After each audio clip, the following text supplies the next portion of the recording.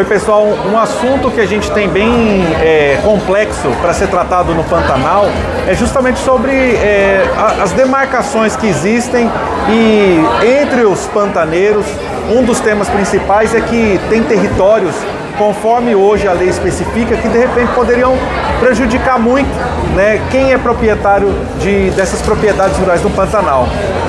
É um processo que ainda tem muito assunto para acontecer, mas quem está aqui para tentar esclarecer pelo menos o que está ocorrendo a partir de agora e o que vai acontecer é o Superintendente de Patrimônio da União aqui em Mato Grosso do Sul, Thiago Botelho. A gente encontrou ele por aqui. Então, Thiago, nessa conversa aqui para o podcast Fala Pantanal, eu queria que você explicasse um pouquinho hoje qual é o cenário que a gente tem dentro desse tema da questão da demarcação, né, dessas áreas. Olá, Mato Grosso do Sul, eu sou Thiago Botelho, eu sou Superintendente do Patrimônio da União, ou seja, eu cuido do patrimônio do Governo Federal no estado de Mato Grosso do Sul. Nós temos patrimônios desde prédios públicos a terrenos, mas patrimônios naturais, como a Gruta do Lago Azul em Bonito, o Abismo Ayumas em Bonito e margens de rios federais também. E dois rios federais predominantes no Mato Grosso do Sul é o Rio Paraguai e o Rio Paraná. Por quê? Rios que cortam mais de um estado são navegáveis ou estão 150 quilômetros da fronteira, suas margens são patrimônio da União. Então nós temos dois predominantes, que é o Rio Paraguai e o Rio Paraná, mas também temos em torno de 56, 57 leitos de rios que estão a 150 quilômetros da fronteira e são considerados área de proteção, né?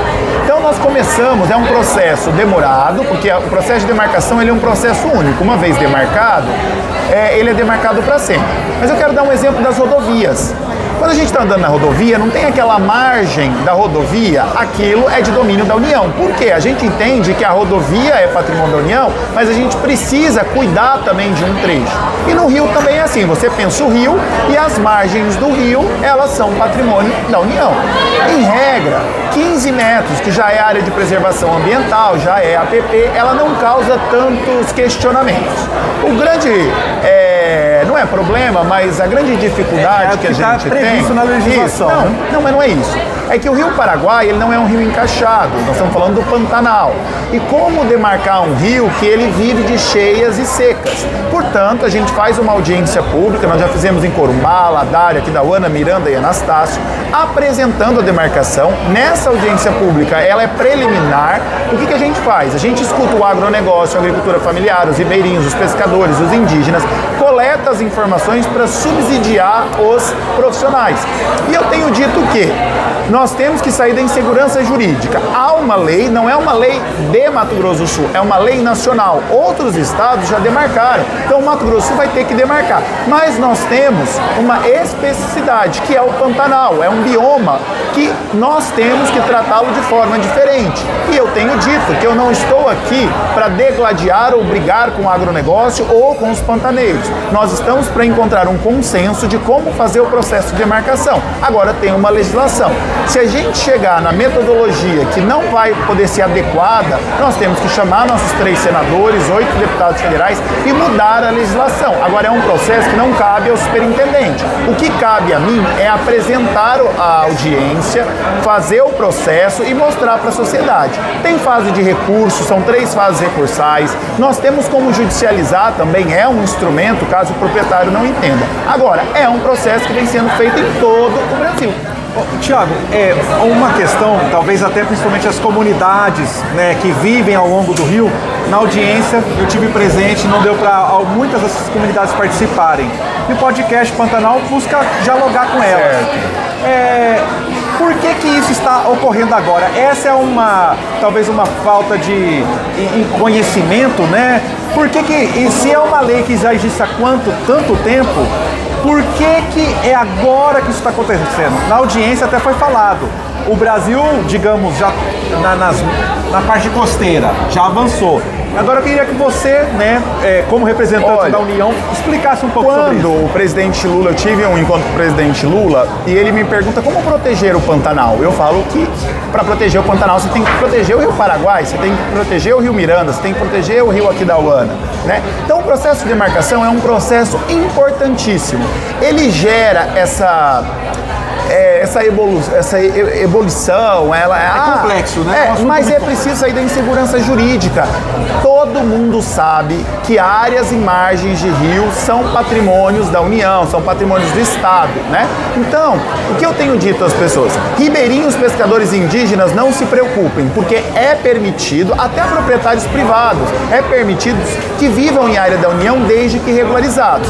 Se a gente identificar uma área onde mora um ribeirinho, um pescador, a gente tem um termo que a gente entrega autorizando morar. Cada caso é um caso. Eu tenho inscrição de ocupação, eu tenho CDRU, eu tenho TAUS, eu tenho vários instrumentos que cada caso eu tenho que analisar. Então, o que eu quero dizer à população, nós seguiremos fazendo audiência, é um instrumento legítimo, porque saber quem é o dono das margens do rio garante que o dono tenha que cuidar. Então, a gente possa cobrar mais do governo federal proteção ao Rio Paraguai, proteção ao Rio Paraná, proteção ao Rio Miranda, proteção ao Rio Negro, porque é assim que a gente avança também. Então, apesar de ser um processo que causa desconforto, é um processo importante. Eu tenho muito orgulho de ser o superintendente que estou fazendo todas essas audiências públicas. Até julho eu quero organizar em torno de 40 audiências públicas debatendo com a sociedade, coletando críticas, sugestões, problemas, para levar para Brasília e a gente construir um cenário de mais segurança jurídica, menos insegurança e mais proteção do meio ambiente. Eu sei que você está com o tempo corrido, mas as últimas duas perguntas. Uma, o ribeirinho, a comunidade indígena que de repente não pode participar dessa audiência pública, né, que aconteceu em Corumbá, Ladário, como eles, vamos conversando diretamente para esse público que muitas vezes inclusive nem tem internet, né? A internet não chegou assim rotineiramente. O que você orienta para eles terem a informação correta? Não, além de falar no podcast Fala Pantanal, mas como? Primeira coisa, ribeirinho e indígena poderão viver em áreas da União. Nós já entregamos a todos os ribeirinhos do Rio Paraguai o termo de autorização de uso sustentável. Essa área não é dele, é da União, mas a União autoriza o uso sustentável dessa área. Mas caso você queira ter alguma informação, tem que procurar a Superintendência do Patrimônio da União, tem site, tem telefone, a gente atende, a gente está indo sempre também para Corumbá, Ladário, Miranda, então tem que procurar a Superintendência. E a última o que é os passos daqui para frente? Como que está essa demarcação? Ela já ocorreu em alguns lugares? Não. Você podia dizer o que vai acontecer daqui para frente? É assim, nós temos as audiências, então nós vamos fazer todas as audiências.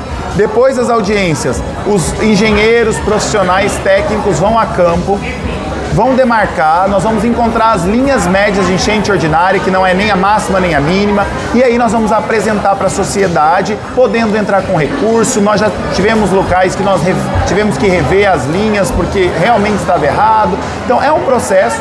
Depois disso, é possível 3 fases de recurso na superintendência, com a secretária em Brasília, com a ministra em Brasília, e depois é possível judicializar caso a pessoa não concorde com a demarcação. Mas não é um processo que o Thiago está fazendo, que o presidente Lula está fazendo. É uma legislação que determina, e quem tem juízo, tem responsabilidade, precisa cumprir o que a legislação define. Thiago, muito obrigado por participar do podcast Fala Pantanal. Um abraço.